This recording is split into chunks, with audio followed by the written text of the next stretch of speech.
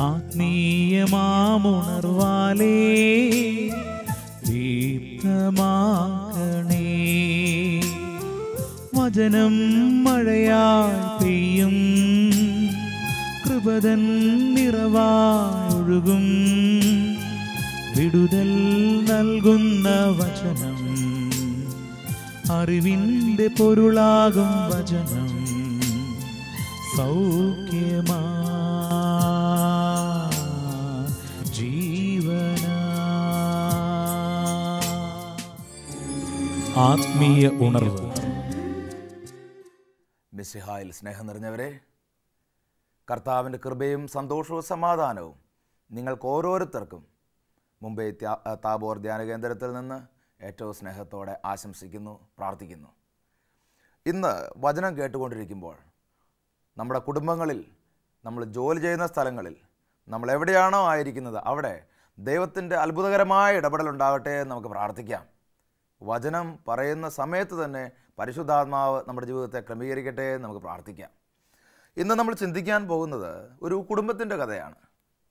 ചിലപ്പോഴൊക്കെ ഇങ്ങനെ ആളുകൾ പറയുന്നുണ്ട്, ഇതൊരു ചീഞ്ഞളിഞ്ഞ ശവശരീരത്തിൻ്റെ കഥയാണെന്ന്. വാസ്തവത്തിൽ ഇതൊരു കുടുംബത്തിൽ ദൈവം കയറി വന്ന് അത്ഭുതം പ്രവർത്തിച്ചതിൻ്റെ കഥയാണ്. ഈ കുടുംബത്തിൽ 3 ആളുകളുണ്ട്. 1 ലാസർ, 2 മാർത്ത, 3 മറിയം. അപ്പോൾ ഈ 3 പേരുടെ ജീവിതത്തിലും അതുവരെ ആ ഒരു കുടുംബത്തിൽ ലാസർ മരിച്ചുപോയി. ആ കുടുംബത്തിൽ അതുവരെ കണ്ടിട്ടില്ലാത്തൊരു അത്ഭുതം, ആ പ്രദേശത്തെ ആളുകൾ കണ്ടിട്ടില്ലാത്തൊരു അത്ഭുതം, വലിയൊരു കൃപ ആ കുടുംബത്തിൽ എങ്ങനെ നിറഞ്ഞു, ഇത്രയും വലിയൊരു അഭിഷേകം അവരെങ്ങനെ സ്വീകരിച്ചു, എങ്ങനെയാണ് ഈ അത്ഭുതം നമുക്ക് നമ്മുടെ ജീവിത സാഹചര്യങ്ങളിൽ, നമ്മുടെ കുടുംബങ്ങളിൽ നമുക്ക് കാണാൻ സാധിക്കുക, അനുഭവിക്കാൻ സാധിക്കുക എന്നതിനെക്കുറിച്ച് നമ്മളൊരല്പനേരം ചിന്തിക്കണം. ഏത് കുടുംബത്തിലും അത്ഭുതം ആഗ്രഹിക്കുന്നുണ്ട്. ഒരു അത്ഭുതം ആഗ്രഹിക്കാതെ ആശീർവാദം വേണ്ടെന്ന് വെക്കുന്ന അല്ലെങ്കിൽ അങ്ങനെയുള്ള ഒരു കുടുംബമില്ല. എല്ലാ കുടുംബങ്ങളിലും അനുഗ്രഹവും അഭിഷേകവും കൃപയും ദൈവത്തിൻ്റെ സ്നേഹവും നിറഞ്ഞു കവിയണമെന്ന് എല്ലാവരും ആഗ്രഹിക്കുന്നുണ്ട്. ഈ കുടുംബത്തിൻ്റെ വചനഭാഗം ശ്രദ്ധിക്കുക. കുടുംബത്തെക്കുറിച്ച് പറയുമ്പോൾ യോഹന്നാന്റെ സുവിശേഷം 11-ാം അധ്യായം 1 മുതലുള്ള തിരുവചനങ്ങൾ. ലാസർ എന്ന് പേരായ ഒരുവൻ രോഗബാധിതനായി. ഈ രോഗബാധിതനായി എന്ന് പറയുമ്പോൾ, രോഗം അവനെ പിടികൂടി എന്ന് പറയുമ്പോൾ നമ്മൾ ചിന്തിക്കണം, നമ്മുടെ കുടുംബമാണിത്. നമ്മൾ രോഗബാധിതനായി എന്ന് പറയുമ്പോൾ ഒരു പനി വന്നു, ഒരു തലവേദന വന്നു, അല്ലെങ്കിൽ ഒരു ഹൃദയ സംബന്ധമായ പ്രശ്നം വന്നു. ഇത് മാത്രമല്ല, രോഗം സാമ്പത്തികമായ ഒരു തകർച്ച വന്നു, അതൊരു അസ്വസ്ഥതയ്ക്ക് കാരണമാണ്. അതൊരു രോഗത്തിൻ്റെ മേഖല പോലെ അതിലും ഒരുപക്ഷെ ഒരു വളരെ വേദനാജനകമായ ഒരു അനുഭവമായിരിക്കാം. ഒരു ബന്ധത്തകർച്ചയുണ്ടായി, ഒരു രോഗം വരുന്നതിലും അപ്പുറത്താണ് അതിൻ്റെ കാര്യം. അപ്പോൾ രോഗമെന്ന് പറയുമ്പോൾ ശാരീരികമായിട്ടുള്ള ഒരു അസ്വസ്ഥത മാത്രം നമ്മൾ കണക്കാക്കാൻ പാടില്ല. നമ്മുടെ ജീവിതത്തിൽ ഏതൊക്കെ മേഖലകളിൽ ഒരു അസ്വസ്ഥത ഉണ്ടാകുന്നുണ്ടോ, ഒരു തകർച്ച ഉണ്ടാകുന്നുണ്ടോ, അപ്പോഴും നമ്മൾ ചിന്തിക്കണം, നമ്മൾ രോഗബാധിതരാണ്. ഇപ്പോൾ നമ്മുടെ കുടുംബവും ലാസറിൻ്റെ കുടുംബവും തമ്മിൽ പ്രത്യേകിച്ച് വലിയ വ്യത്യാസമുള്ളതായിട്ട് നമുക്ക് തോന്നുന്നില്ല. ചിന്തിക്കുക. ഇവൻ ലാസറിനെ കുറിച്ച് വചനം പറയുന്നതാണ്, മറിയത്തിൻ്റെയും അവളുടെ സഹോദരിയായ മർത്തായുടെയും ഗ്രാമമായ ബഥാനിയയിൽ നിന്നുള്ളവനായിരുന്നു. ഇനി ഈ കുടുംബത്തിലെ ആളുകളെ നമ്മൾ പരിചയപ്പെടണം. നമ്മൾ ആ കുടുംബത്തിൽ അത്ഭുതം നടന്നു എന്ന് പറയുമ്പം എങ്ങനെ നടന്നു, ആര് വന്നു, അവരെന്ത് ചെയ്തു, എന്താണ് അവരുടെ ബാക്ക്ഗ്രൗണ്ട്, അവരുടെ മാനസികമായിട്ടുള്ള അവരുടെ ആ ഒരു പശ്ചാത്തലം എന്താണ്, അവർ ഈശോയോടുള്ള അവരുടെ സ്നേഹബന്ധം എന്താണ്, ഇതൊക്കെ നമ്മൾ മനസ്സിലാക്കി കഴിയുമ്പോൾ കൃത്യമായിട്ട് നമുക്ക് പിടികിട്ടും എങ്ങനെയാണ് നമ്മുടെ കുടുംബത്തിൽ അത്ഭുതം നടക്കേണ്ടത്, എങ്ങനെയാണ് നമ്മുടെ കുടുംബത്തിൽ ഒരു മാറ്റം വരേണ്ടത്, എങ്ങനെയാണ് നമ്മുടെ കുടുംബത്തിൽ ഒരു സന്തോഷം വരേണ്ടത്. എന്തായാലും ഒരു മാറ്റം വരണം കുടുംബത്തിൽ, എന്തായാലും ഒരു അത്ഭുതം ദർശിക്കണം. അത് നമ്മൾ വളരെ തീക്ഷ്ണതയോടെ നമ്മൾ ഈ വചനം ശ്രവിക്കുക, കർത്താവിൻ്റെ വചനം ഓർക്കുക. കർത്താവിൻ്റെ വചനം പറയുകയാണ്, ആ കുടുംബത്തിലെ ഒരു വ്യക്തിയുടെ പ്രത്യേകത പറയുകയാണ്. എന്താ പറയണമെന്ന് അറിയാമോ? ഈ മറിയമാണ് സുഗന്ധ തൈലം കൊണ്ട് കർത്താവിനെ പൂശുകയും തൻ്റെ തലമുടി കൊണ്ട് അവൻ്റെ പാദങ്ങൾ തുടയ്ക്കുകയും ചെയ്തത്. അടുത്ത വചനം, ഇവളുടെ സഹോദരൻ ലാസറാണ് രോഗബാധിതനായത്. അപ്പോൾ ഈ വചനഭാഗം തുടങ്ങുമ്പോൾ തന്നെ ഒരു വ്യക്തിയെ വളരെ അധികമായിട്ട് ഫോക്കസ് ചെയ്യുന്നുണ്ട്. ഈ വചനഭാഗം പെട്ടെന്ന് നമ്മൾ വായിച്ചു പോകും. നമ്മൾ അവസാനിച്ചിരിക്കുന്ന എവിടെയാണ്? ലാസറിൻ്റെ കല്ലറയുടെ മുമ്പിൽ കർത്താവ് വന്നു, യേശു പറഞ്ഞു, ലാസറെ പുറത്തു വരിക. ലാസർ പുറത്തു വന്നു, അവൻ്റെ കെട്ടുകൾ അഴിക്കുക, അവൻ പോകട്ടെ. അവിടെ വെച്ച് നമ്മളൊരു ഫുൾ സ്റ്റോപ്പ് ഇടുകയാണ്. പക്ഷേ ഈ വചനഭാഗം വായിച്ച് തുടങ്ങുമ്പോൾ പ്രിയപ്പെട്ടവരെ, ഒരു വ്യക്തിയെ വളരെ ബോധപൂർവം കർത്താവ് പോയിന്റ് ചെയ്യുന്നുണ്ട്. വളരെ വ്യക്തമായിട്ട് ആ ആളെക്കുറിച്ച് പറയുന്നുണ്ട്. ആ ആളുടെ പേരാണ് മറിയം. എന്താണ് പറയുന്നത്? ഈ മറിയമാണ്, ഇവളാണ് ചെയ്തത്. ഇവളൊരു കാര്യം ചെയ്തു, ഒരു വലിയൊരു കാര്യത്തെ ഇവളാണ് ചെയ്തത് എന്ന് പറഞ്ഞാൽ ഇവളുടെ കർത്താവിനോടുള്ള സമീപനം എന്താണ്? എന്താണ് ഇവളുടെ സമീപനം? സുഗന്ധ തൈലം കൊണ്ട് കർത്താവിനെ പൂശുകയും തൻ്റെ തലമുടി കൊണ്ട് അവൻ്റെ പാദങ്ങൾ തുടയ്ക്കുകയും ചെയ്തത്. ഇവൾ ചെയ്ത കാര്യത്തെക്കുറിച്ച്, ഈ വ്യക്തി ചെയ്ത കാര്യത്തെക്കുറിച്ച് അടുത്ത അധ്യായത്തിൽ 12-ാം അധ്യായത്തിൽ 1 മുതലുള്ള വചനം തിരുവചനം ശ്രദ്ധിച്ച് കേൾക്കുക. ലാസറിനെ ഉയർപ്പിച്ചതിന് ശേഷം ഉണ്ടായ ഒരു സംഭവമാണ്. ഇവളുടെ ആ ഒരു ഈശോയോടുള്ള സ്നേഹം, ഈശോയോടുള്ള ആ ഒരു ഭക്തി, അതൊക്കെ നമ്മൾ മനസ്സിലാക്കേണ്ടത്. എന്താ പറയണത് അറിയോ? മറിയം വിലയേറിയതും ശുദ്ധവുമായ ഒരു കുപ്പി നാർദീൻ സുഗന്ധ തൈലമെടുത്ത് യേശുവിൻ്റെ പാദങ്ങളിൽ പൂശുകയും തൻ്റെ തലമുടി കൊണ്ട് അവൻ്റെ പാദങ്ങൾ തുടയ്ക്കുകയും ചെയ്തു. തൈലത്തിൻ്റെ പരിമളം കൊണ്ട് വീട് നിറഞ്ഞു. അവൻ്റെ ശിഷ്യന്മാരിലൊരുവനും അവനെ ഒറ്റിക്കൊടുക്കുവാനിരുന്നവനുമായ യൂദാസ് കറിയാത്ത പറഞ്ഞു, എന്തുകൊണ്ട് ഈ തൈലം 300 ദനാറയ്ക്ക് വിറ്റ് ദരിദ്രർക്ക് കൊടുത്തില്ല? അപ്പോൾ ഇത്രയും പറയുമ്പോൾ നമ്മൾ ശ്രദ്ധിക്കണം. 300 ദനാറ വില വരുന്ന സുഗന്ധ തൈലം എടുത്തിട്ട് കർത്താവിന് വേണ്ടി ചെലവഴിച്ച ഒരു സ്ത്രീയാണ് മറിയം. ഈ വ്യക്തിയെക്കുറിച്ച് കർത്താവിൻ്റെ വചനം പ്രത്യേകം നമ്മളെ ഓർമ്മപ്പെടുത്തുകയാണ്. ഈ മറിയമാണ് ലാസറിൻ്റെ അനുഗ്രഹത്തിന് കാരണമായി തീർന്നതിൽ ഒരു പ്രധാന ഘടകം എന്ന് പറയുന്നത്. വിശ്വസിക്കുന്ന എല്ലാ ദൈവമക്കളും ഇപ്പോൾ കർത്താവിൻ്റെ മുമ്പിൽ ഇരുന്നുകൊണ്ട് ഒരു വലിയ തീക്ഷ്ണതയോടെ പ്രാർത്ഥിക്കണം, കർത്താവേ ഈ മറിയം ചെയ്ത പ്രവൃത്തി എന്താണെന്ന് എനിക്കൊന്ന് മനസ്സിലാക്കി തരണമേ. മറിയം ചെയ്ത പ്രവൃത്തി, എന്നിട്ട് കർത്താവ് അവൾ ചെയ്ത പ്രവൃത്തി എന്താണെന്ന് ഏറ്റവും അവസാനം പറയുകയാണ്. കർത്താവ് പറയുകയാണ്, അവളെ തടയേണ്ട, എൻ്റെ ശവസംസ്കാര ദിനത്തിനായി ഇത് ചെയ്തുവെന്ന് അവൾ കരുതിക്കൊള്ളട്ടെ. അപ്പോൾ കർത്താവ് പറയണത് ദൈവത്തിൻ്റെ ശവസംസ്കാര ദിനത്തിനായി ചെയ്തു എന്ന് പറഞ്ഞാൽ കർത്താവിൻ്റെ മരണ ഉത്ഥാനത്തിന് കുറിച്ച് വളരെ വ്യക്തമായിട്ടൊരു ധാരണ ഇവൾക്കുണ്ട്. കർത്താവിന് വേണ്ടി എന്ത് ചെയ്യണമെന്ന് ഇവൾക്ക് വലിയ ധാരണയുണ്ട്. ഈശോയ്ക്ക് വേണ്ടി എന്തൊക്കെ കാര്യങ്ങൾ ചെയ്യണമെന്ന് വലിയൊരു ദാഹമുണ്ട്. അതിനുവേണ്ടി ഇവൾ പൈസ മുടക്കണതല്ല അവളുടെ പ്രശ്നം. അവളുടെ ഒരു സമീപന രീതിയെക്കുറിച്ച് പ്രിയപ്പെട്ടവരെ നമ്മളിപ്പോൾ ഒന്ന് ചിന്തിക്കാൻ പോവുകയാണ്. നോക്കുക, കർത്താവിന് വേണ്ടി വളരെ തീക്ഷ്ണമായിട്ട് എന്തെങ്കിലുമൊക്കെ ചെയ്യണമെന്ന് എപ്പോഴും ഇവളുടെ മനസ്സിനുള്ളൊരു ആഗ്രഹമുണ്ട്. ഈ ഒരു ആഗ്രഹം വലിയൊരു ബന്ധത്തിലേക്കാണ് നയിച്ചത്. അതുകൊണ്ടാണ് അവൾ പിറ്റേന്ന് പോയിട്ട് 300 ദനാറ എന്ന് പറയുമ്പോൾ അന്നത്തെ ഒരു കാലഘട്ടത്തിൽ ഇത്ര നിസ്സാരമായിട്ടുള്ള ഒരു പൈസയൊന്നും അല്ല പ്രിയപ്പെട്ടവരെ, ഒരു ചെറിയ തുകയല്ല അത്. അപ്പോൾ ഇവളുടെ ആറ്റിറ്റ്യൂഡ്, ഇവളുടെ സമീപനം എന്ന് പറഞ്ഞാൽ എൻ്റെ കർത്താവിന് വേണ്ടി എനിക്ക് എന്തെങ്കിലും ചെയ്യണം, എൻ്റെ കർത്താവിന് വേണ്ടി, എൻ്റെ കർത്താവിനെ അത്രയും വിലമതിക്കുന്നു ഞാൻ, എൻ്റെ ദൈവത്തിന് അത്രയും പ്രിയപ്പെട്ട ഒരു പ്രധാന സ്ഥാനം എൻ്റെ ജീവിതത്തിലുണ്ട്. ഇതായിരുന്നു മറിയത്തിൻ്റെ ഏറ്റവും വലിയ പ്രത്യേകത.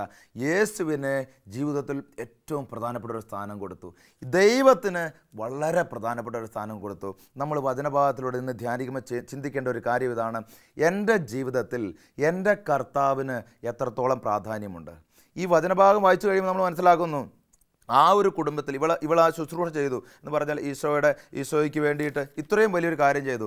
അപ്പോൾ ചുറ്റുമുള്ള ആളുകളൊക്കെ കളിയാക്കുന്നുണ്ട്, ഇവളെ പരിഹസിക്കുന്നുണ്ട്. യൂദാസ് കളിയാക്കി പറയുന്നുണ്ട്, നീ എന്ത് പണിയാണ് ചെയ്യുന്നത്, എന്ത് മണ്ടത്തരമാണ് ചെയ്യുന്നത്, ഇതൊന്നും ഇപ്പം ചെയ്യേണ്ട കാര്യമുണ്ടോ, ഇത് വേറെ ഏതെങ്കിലും രീതി ചെയ്യാൻ പാടില്ലേ, പാവപ്പെട്ടവരെ സഹായിക്കാൻ പാടില്ല, ഇങ്ങനെ പല രീതിയിൽ പല കാര്യങ്ങൾ ചെയ്യുന്നുണ്ട്. പക്ഷേ ഇവൾ ആരെയും മൈൻഡ് ചെയ്യാതെ കർത്താവിൻ്റെ പാദത്തിലിരുന്നു, കർത്താവിന് വേണ്ടി ഒരു ശുശ്രൂഷ ചെയ്തു. അപ്പോൾ പ്രിയപ്പെട്ടവരെ, ഈ ഒരു ബന്ധം നിസ്സാരമായിട്ടുള്ളൊരു ബന്ധമല്ല. കർത്താവിൻ്റെ വചനം പറയുന്നതാണ്, കർത്താവെ ഇതാ അങ്ങ് സ്നേഹിക്കുന്നവൻ രോഗിയായിരിക്കുന്നു എന്ന് പറഞ്ഞ് ആ സഹോദരിമാർ അവൻ്റെ അടുക്കലേക്ക് ആളയച്ചു. എന്ന് പറഞ്ഞാൽ കർത്താവുമായി വലിയൊരു ബന്ധത്തിലേക്ക്, വലിയൊരു സ്നേഹത്തിലേക്ക്, വലിയൊരു വിശ്വാസത്തിലേക്ക് ഈ മകൾ കടന്നു വന്നപ്പോൾ ആ മകളുടെ ഭവനത്തിലേക്ക് കർത്താവ് കടന്നു വന്നു. നമ്മൾ ചിന്തിക്കണം, ലാസറുമായിട്ട് കർത്താവിനൊരു ബന്ധമുണ്ട്, ഒരു സ്നേഹമുണ്ട്. പക്ഷേ ഈ മറിയത്തിനെ കുറിച്ച് പറഞ്ഞുകൊണ്ടാണ് ഈ ബൈബിൾ ഭാഗം തുടങ്ങുന്നത്. 11-ാം അധ്യായം തുടങ്ങുന്നത് ഈ മകൾ ചെയ്ത ഒരു ശുശ്രൂഷയെക്കുറിച്ച് പറഞ്ഞുകൊണ്ടാണ് പറഞ്ഞത്. എന്ന് പറഞ്ഞാൽ നമ്മുടെ ജീവിതത്തിൽ കർത്താവിന് വേണ്ടി പൂർണ്ണമായി സമർപ്പിച്ച് ഒരു ചെറിയ കാര്യമായിരിക്കാം ചെയ്യുന്നുണ്ടെങ്കിൽ ദൈവം നമ്മുടെ കുടുംബത്തിൽ കയറി വരാനും വലിയ അത്ഭുതം പ്രവർത്തിക്കാനും അതൊരു വഴിയായിരിക്കും. നമ്മൾ ഇങ്ങനെ ചിന്തിക്കുക, നമ്മളിങ്ങനെ ഒരു ശുശ്രൂഷ ചെയ്യുന്നത് കൊണ്ട് എന്താണ് അതിനർത്ഥം? കർത്താവിന് ഇതിൻ്റെ വല്ല ആവശ്യവുമുണ്ടോ? ഇതിനെക്കുറിച്ച് അപ്പസ്തോല പ്രവർത്തനങ്ങളിൽ 17-ാം അധ്യായം 25-ാം തിരുവചനത്തിൽ പറയുന്നു. ഞാൻ ചില സ്ഥലങ്ങളിൽ കണ്ടിട്ടുണ്ട്, ചില ആളുകൾ അവർ ഒരു മാസം എന്തെങ്കിലുമൊക്കെ കർത്താവിന് വേണ്ടി ചെയ്യും. ഈ മറിയം ചെയ്തത് എന്താണ്? എൻ്റെ കർത്താവിന് വേണ്ടി എനിക്കത് ചെയ്യണം. ഇതൊരു തീക്ഷ്ണതയാണ്, ഇതൊരു സ്നേഹത്തിൻ്റെ കഥയാണ്. ഇങ്ങനെ ഒരു വ്യക്തി ഒരു കുടുംബത്തിലുണ്ടെങ്കിൽ ആ വ്യക്തി വഴിയായി കർത്താവ് കുടുംബത്തിൽ കയറി വന്ന് അത്ഭുതം പ്രവർത്തിക്കുന്നത് പല സ്ഥലത്ത് ഞാൻ കണ്ടിട്ടുണ്ട്. കർത്താവിന് വേണ്ടി എനിക്ക് ഒരു ദിവസം ഒരു 5 മിനിറ്റ് ചിലവഴിക്കണം, അല്ലെ ഒരു മാസം ഞാൻ ഒരു ദിവസം കർത്താവിന് വേണ്ടി എന്തെങ്കിലുമൊക്കെ ചെയ്യും. പ്രിയപ്പെട്ടവർ, ഈ ജീവിത കാലഘട്ടത്തിൽ നമ്മളിവിടെ ജീവിക്കുന്നത് 80 വർഷം അല്ലെ 100 വർഷം അല്ലെ 120 ആയിക്കൊള്ളട്ടെ. ഇത് കഴിഞ്ഞിട്ട് കോടിക്കണക്കിന് വർഷങ്ങൾ മുമ്പിൽ ദൈവത്തോടു കൂടി നമ്മൾ ജീവിക്കുന്നുണ്ട്. അപ്പോൾ കർത്താവിന് വേണ്ടി നമ്മൾ ഇവിടുന്ന് എന്തെങ്കിലും ചെയ്യണം. ആ ഒരു തീഷ്ണതയും ആ ഒരു സ്നേഹം ഇവിടെ വന്നറിയുമ്പോൾ വാസ്തവത്തിൽ ഏറ്റവും വലിയ അത്ഭുതം എന്ന് പറയുന്നത് സ്വർഗം ഭൂമിയിൽ ഇറങ്ങി വരികയാണ്. ഇവിടെ നിന്ന് നമ്മൾ കർത്താവിനോടുകൂടി ജീവിതം ആരംഭിക്കുകയാണ്. ഈ ഭൂമിയിൽ ഈ ഒരു 100 വർഷ കാലഘട്ടത്തിൽ നമുക്കൊരല്പം നേരം നമ്മുടെ കർത്താവിന് വേണ്ടി എന്തെങ്കിലും ചെയ്യാൻ പറ്റിയില്ലെങ്കിൽ പിന്നെ ഇത് കഴിഞ്ഞിട്ട് നമ്മൾ എങ്ങനെ കർത്താവിനെ കാണും? ഈ ഭൂമിയിലായിരിക്കുമ്പോൾ കർത്താവിനെ കാണാനോ കർത്താവിന് വേണ്ടി ഒന്നും ചെയ്യാനോ നമുക്ക് സാധിച്ചിട്ടില്ലെങ്കിൽ മുന്നോട്ടുള്ള കാലഘട്ടത്തിൽ എങ്ങനെ കർത്താവിനെ കാണും? എങ്ങനെ ഒരു അത്ഭുതം നമ്മുടെ ജീവിതത്തിൽ ദർശിക്കും എന്നതിനെക്കുറിച്ച് നമ്മൾ ചിന്തിക്കണം. ശുശ്രൂഷ ചെയ്യുമ്പോൾ കർത്താവിന് വേണ്ടി ഒരു ശുശ്രൂഷ ചെയ്യുമ്പോൾ അതിൻ്റെ ഫലം എന്താണ്? അതിൻ്റെ കാരണം എന്താണ്? അതിൻ്റെ കാര്യം എന്താണ്? അപ്പസ്തോല പ്രവർത്തനം 17:25 അവിടത്തേക്ക് എന്തെങ്കിലും ആവശ്യമുണ്ടായിട്ടല്ല മനുഷ്യകരങ്ങളിൽ നിന്ന് അവിടുന്ന് ശുശ്രൂഷ സ്വീകരിക്കുന്നത്. നമ്മൾ കർത്താവിനെ ശുശ്രൂഷിക്കുമ്പോൾ നമ്മളിങ്ങനെ ചിന്തിച്ചു പോകരുത്, ഞാനിതങ്ങോട്ട് ചെയ്തില്ലെങ്കിൽ ഇവിടെ എല്ലാം നിശ്ചലമായി പോകും. ഇങ്ങനെ ചിന്തിക്കാൻ പാടില്ല. കർത്താവിൻ്റെ വചനം പറയുന്നു, അവിടത്തേക്ക് എന്തെങ്കിലും ആവശ്യമുണ്ടായിട്ടല്ല മനുഷ്യകരങ്ങളിൽ നിന്ന് അവിടുന്ന് ശുശ്രൂഷ സ്വീകരിക്കുന്നത്. ഇതിന് കാരണം എന്താണ്? 27 ഇത് അവർ ദൈവത്തെ അന്വേഷിക്കുന്നതിനും ഒരു പക്ഷേ അനുഭവത്തിലൂടെ അവിടുത്തെ കണ്ടെത്തുന്നതിനും വേണ്ടിയാണ്. അപ്പോൾ മനസ്സിലാക്കുക, കർത്താവിന് വേണ്ടി ഏതെങ്കിലും ഒരു ശുശ്രൂഷ നമ്മുടെ ജീവിതത്തിൽ ചെയ്താൽ, കർത്താവിന് വേണ്ടി ഒരു മാസം നമ്മുടെ ഇടവകയിലായിക്കൊള്ളട്ടെ, നമ്മുടെ പ്രാർത്ഥനാ യൂണിറ്റിലായിക്കോട്ടെ, നമ്മുടെ ഇടവകയിൽ ഏതെങ്കിലും ഒരു കമ്മിറ്റിയിലായിക്കോട്ടെ, എന്തെങ്കിലും ഒരു കാര്യം കർത്താവിന് വേണ്ടി ചെയ്താൽ അതൊരു അനുഭവമാക്കി മാറ്റണമെന്നും ആ അനുഭവത്തിലൂടെ രക്ഷ സ്വീകരിക്കണമെന്നും കർത്താവിന് വചനം നമ്മളെ ഓർപ്പിക്കുക. എന്താണതിന് കാരണം? ഇത് അവർ ദൈവത്തെ അന്വേഷിക്കുന്നതിനും ഒരുപക്ഷെ അനുഭവത്തിലൂടെ അവിടുത്തെ കണ്ടെത്തുന്നതിനും വേണ്ടിയാണ്. മുന്നോട്ടുള്ള ഒരു വലിയൊരു കാര്യം ചെയ്യാൻ വേണ്ടിയിട്ട് നമുക്കൊരു ദൈവാനുഭവം ആവശ്യമുണ്ട്. ഒരു വലിയൊരു ജോലി നിങ്ങൾ അന്വേഷിച്ച് നടക്കുമ്പോൾ ഇങ്ങനെ ചിന്തിക്കരുത്, ആ ജോലി കിട്ടുന്നതാണ് ഒരു ദൈവാനുഭവം. അങ്ങനല്ല. നമ്മൾ ദൈവകരങ്ങളിൽ നിന്ന് ഒരു ദൈവാനുഭവം സ്വീകരിച്ച്, ഒരു അഭിഷേകം സ്വീകരിച്ച് ഒരു ജോലിക്ക് വേണ്ടി ഇറങ്ങിത്തിരിക്കുമ്പോൾ കർത്താവ് അവിടെ എല്ലാ കാര്യങ്ങളെയും ക്രമീകരിച്ചിട്ടുണ്ടാകും. ഒരു കുടുംബത്തിൽ ഒരു വ്യക്തി ദൈവത്തിന് വേണ്ടി എന്തെങ്കിലും ചെയ്യുമ്പോൾ ആ കുടുംബം മുഴുവൻ അനുഗ്രഹിക്കുന്നതാണ് നമ്മൾ വിശുദ്ധ ഗ്രന്ഥത്തിൽ പല ഭാഗങ്ങളിലും നമ്മൾ കാണുന്നത്. അപ്പോൾ നമ്മൾ തീരുമാനിക്കേണ്ട ഒരു കാര്യം, ചില ഇടവകളിൽ ഇങ്ങനെ കണ്ടിട്ടുണ്ട്, ചില മനുഷ്യർ അവർ ആ ഒരു തിരുനാളാകുമ്പോഴേക്കും അവർ എത്ര വലിയ വിദ്യാഭ്യാസമുള്ളവരായിക്കോട്ടെ, എത്ര വലിയ കഴിവുള്ളവരായിക്കോട്ടെ, എത്ര വലിയ സാമ്പത്തികമായിട്ട് ഉന്നതി നിൽക്കുന്നവരായിക്കോട്ടെ, ഇവർ ചെയ്യുന്നത് കാര്യം ഇവർ തന്നെ നേരിട്ട് മുൻകൈ എടുത്തിട്ട് ഒരു പോസ്റ്റ് നാട്ടണോ അവരങ്ങോട്ട് കുഴി കുത്തും, അല്ലെങ്കിൽ ഒരു ബാനർ വലിച്ചു കെട്ടണോ അവരെ മരത്തെ കയറാൻ എന്തു ചെയ്യാൻ തയ്യാറായിട്ടുള്ള ചില ആളുകളൊക്കെ നമ്മുടെ ഇടവകളിലൊക്കെ ഇല്ലേ, അല്ലെങ്കിൽ നമ്മുടെ കുടുംബങ്ങളിൽ തന്നെയുള്ളേ. നമ്മൾ മനസ്സിലാക്കണം, ഇവർ വഴിയായിട്ട് കർത്താവ് ആ കുടുംബത്തിലേക്ക് കയറി വരുന്നുണ്ട്. കർത്താവിന് വേണ്ടി ഒരു കാര്യം ചെയ്യുമ്പോൾ കർത്താവ് ആ കുടുംബത്തിൽ വന്ന് ഒരു അത്ഭുതം പ്രവർത്തിക്കുന്നുണ്ട്. നമ്മളിത് മനസ്സിലാക്കേണ്ട വലിയൊരു ആത്മീയ സത്യമാണ് പ്രിയപ്പെട്ടവരെ. അപ്പോൾ കർത്താവിന് വേണ്ടി എന്തെങ്കിലുമൊക്കെ ചെയ്യാൻ നമ്മളൊരു തീരുമാനം എടുക്കണം. ദൈവത്തിന് വേണ്ടി ഒരു കാര്യം ചെയ്യുമ്പോൾ നമ്മൾ മനസ്സിലാക്കേണ്ട അവിടെ ദൈവം മഹത്വപ്പെടുകയാണ്. നമ്മുടെ ഇടവകളിലായിക്കൊള്ളട്ടെ, നമ്മുടെ ഒരു പ്രാർത്ഥനാ യൂണിറ്റിലായിക്കൊള്ളട്ടെ, നമ്മൾ ശുശ്രൂഷ ചെയ്യുന്ന, നമ്മൾ ജോലി ചെയ്യുന്ന സ്ഥലങ്ങളിലായിക്കോട്ടെ, എവിടെയും കർത്താവിന് വേണ്ടി ഒരു ദിവസത്തിൽ 1 മിനിറ്റ് നമ്മൾ എന്തെങ്കിലും ചെയ്യണം പ്രിയപ്പെട്ടവരെ. കാരണം ആ 1 മിനിറ്റിലൂടെ 24 മണിക്കൂറാണ് അനുഗ്രഹിക്കപ്പെടാൻ പോകുന്നത്. ഞാൻ ഓർക്കുന്നുണ്ട്, ഒരിക്കലും ഒരു കുടുംബത്തിൽ ഒരു കുടുംബനാഥൻ പങ്കുവെച്ച അനുഭവം. ഈ മനുഷ്യൻ ഒരു ആശാരിയാണ്. എല്ലാ മാസത്തിൽ ഞായറാഴ്ചകളിൽ ഒഴികെ ബാക്കി എല്ലാ ദിവസവും ഇദ്ദേഹം പണിക്ക് പോകും. പക്ഷേ ഇദ്ദേഹം പറഞ്ഞൊരു കാര്യം, എല്ലാ ദിവസവും വൈകുന്നേരം എന്തെങ്കിലും ഒരു കാര്യം കർത്താവിന് വേണ്ടി ഇദ്ദേഹം ചെയ്യും. ഒന്നെങ്കിലും ഒരു 10 രൂപയ്ക്ക് ആരെങ്കിലും ദേശനാമത്തിൽ സഹായിക്കും, അല്ലെങ്കിൽ ഇടവുകളിൽ ഒരു ഉപകാരം ചെയ്യും, അല്ലെങ്കിൽ എന്തെങ്കിലുമൊക്കെ കർത്താവിന് വേണ്ടി ചെയ്യും. ഇദ്ദേഹം പറയും, ഇദ്ദേഹം ഒരു വിദ്യാഭ്യാസവും ഇല്ല, സാധാരണക്കാരിൽ സാധാരണക്കാരായ ഒരു മനുഷ്യൻ. പക്ഷേ അദ്ദേഹം പറയുകയാണ്, ഇദ്ദേഹത്തിൻ്റെ 2 മക്കൾ, ഒരു മകന് MBA പഠിച്ചപ്പോൾ ആ കോളേജിൽ തന്നെ 1ാമത്തെ റാങ്ക്, ഒരു മകളെ കർത്താവ് വേറെ വിദേശത്തേക്ക് IELTS ഒക്കെ എഴുതി നല്ല മാർക്കൊക്കെ നേടി കർത്താവിൻ്റെ ഒരു ജോലി നേടിക്കൊടുത്തു. ഓക്കെ, ഒരു വ്യക്തി എല്ലാ ദിവസവും, അദ്ദേഹത്തിന് വലിയ വിദ്യാഭ്യാസമില്ല, വലിയ വിവരമില്ല, വലിയ സാധാരണക്കാരൻ്റെ ഒരു മനുഷ്യൻ. അപ്പോൾ എന്തെങ്കിലുമൊക്കെ കർത്താവിന് ചെയ്യാൻ വേണ്ടി അധികം സമയം മെനക്കാറില്ല, ചെറിയൊരു സമയം കർത്താവിന് വേണ്ടി ചെയ്തപ്പോൾ ആ മനുഷ്യനിലൂടെ, ഓക്കെ, വിദ്യാഭ്യാസം കുറഞ്ഞ മനുഷ്യൻ്റെ വീട്ടിൽ MBAക്ക് ഫസ്റ്റ് റാങ്ക് കിട്ടിയ കൊച്ച്, വലിയ കാര്യം ഇംഗ്ലീഷ് സംസാരിക്കാൻ അറിയാത്ത അദ്ദേഹത്തിൻ്റെ വീട്ടിൽ മകളെ IELTS എക്സാമിന് നല്ല മാർക്കോട് കൂടിയിട്ട് വിദേശത്തേക്ക് പഠിക്കാൻ കർത്താവ് അയച്ചു. ഇതാണ് അത്ഭുതം എന്ന് പറയുന്നത്. നമ്മൾ ലാസറിൻ്റെ കല്ലറയിൽ കർത്താവ് ലാസറിനെ ഉയർപ്പിച്ചു എന്ന് പറയുമ്പം ഇത് മാത്രം അത്ഭുതമുള്ളതെന്ന് വിചാരിക്കരുത്.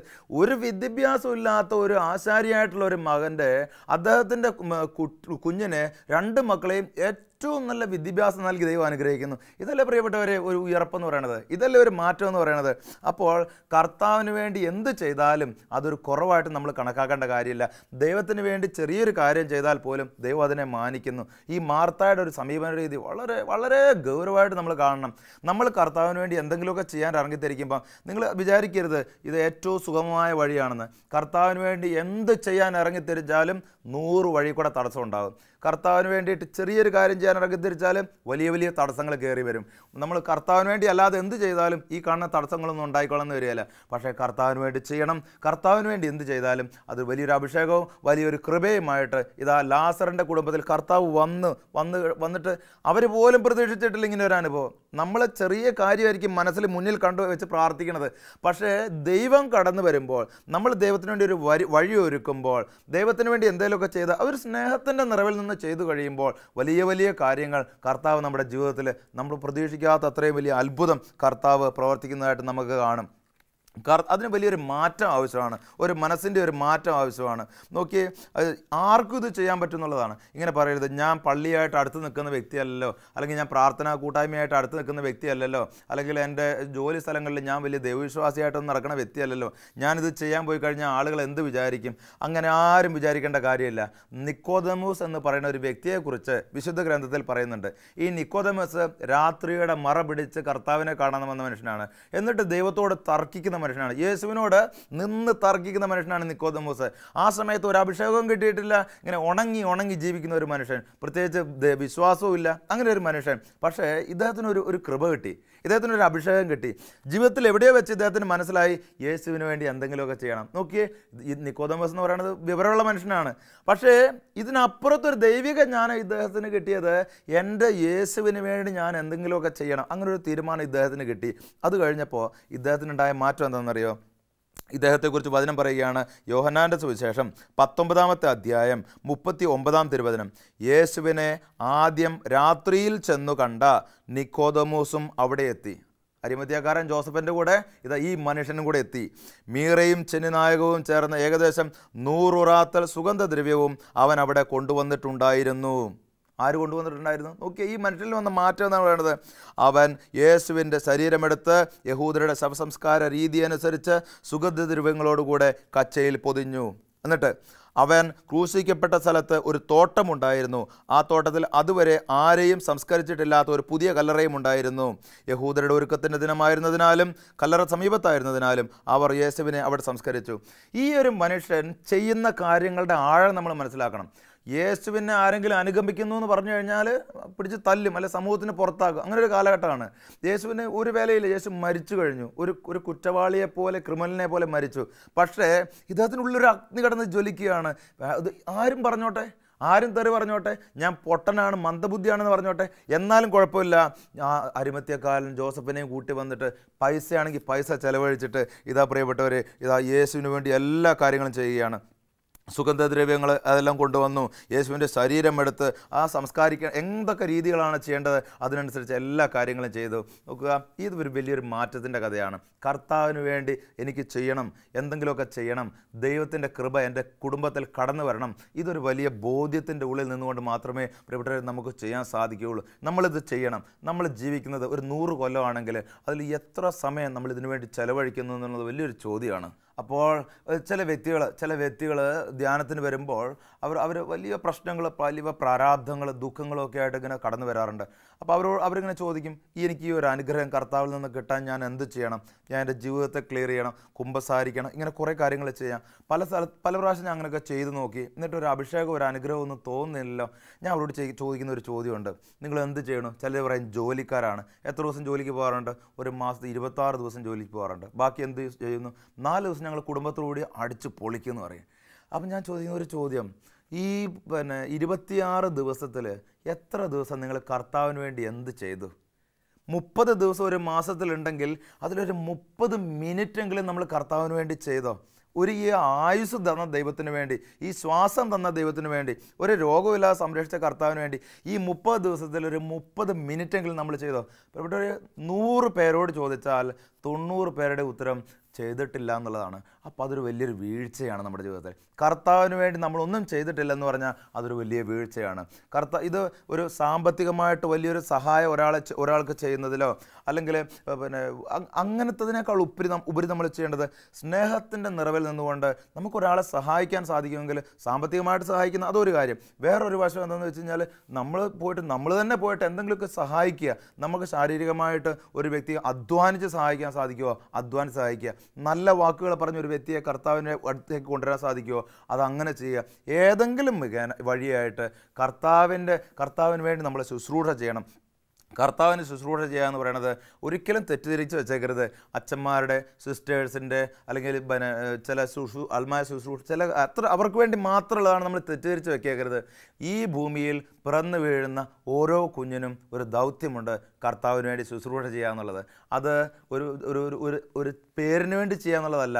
ഓരോ മാസത്തിലും നമ്മൾ എണ്ണി വെക്കണം. 30 ദിവസം ഉണ്ടെങ്കിൽ ഇതിൽ എത്ര മണിക്കൂർ ഞാൻ എൻ്റെ കർത്താവിന് വേണ്ടി ചിലവഴിച്ചു, എത്ര ദിവസം ഞാൻ എൻ്റെ കർത്താവിന് വേണ്ടിയിട്ട് ഞാൻ ചിലവഴിച്ചു, എന്ത് ചെയ്തു ഞാൻ എൻ്റെ ജീവിതം കൊണ്ട് കർത്താവിന്. ഈ കാണുന്ന ശരീരം ഒരു കുഴപ്പമില്ലാതെ കർത്താവ് തന്നു, ഈ കാണുന്ന ആരോഗ്യം കർത്താവ് തന്നു, ഈ സന്തോഷം എല്ലാം തന്നു. പക്ഷേ ഞാൻ തിരിച്ച് എന്ത് കൊടുത്തു എൻ്റെ കർത്താവിന് വേണ്ടി ഞാൻ എത്ര സമയം ചിലവഴിച്ചു? ഇത് വളരെ ഗൗരവത്തോടു കൂടി നമ്മൾ പ്രിയപ്പെട്ടവരെ ചിന്തിക്കണം. ഇതിങ്ങനെ നമ്മൾ ചെയ്യുമ്പോൾ നമ്മൾ ചിന്തിക്കണം, നമ്മുടെ അടുത്തുനിന്ന് ഇത് വലിയ ആവശ്യം ഉണ്ടായിട്ടല്ല. ഇത് കർത്താവിൻ്റെ വചനം പറയുന്നൊരു കാര്യമുണ്ടല്ലോ. കർത്താവിൻ്റെ വചനം പറയുന്ന കാര്യം ഇതാണ്: അവിടത്തേക്ക് എന്തെങ്കിലും ആവശ്യമുണ്ടായിട്ടല്ല മനുഷ്യകരങ്ങളിൽ നിന്ന് അവിടുന്ന് ശുശ്രൂഷ സ്വീകരിക്കുന്നത്.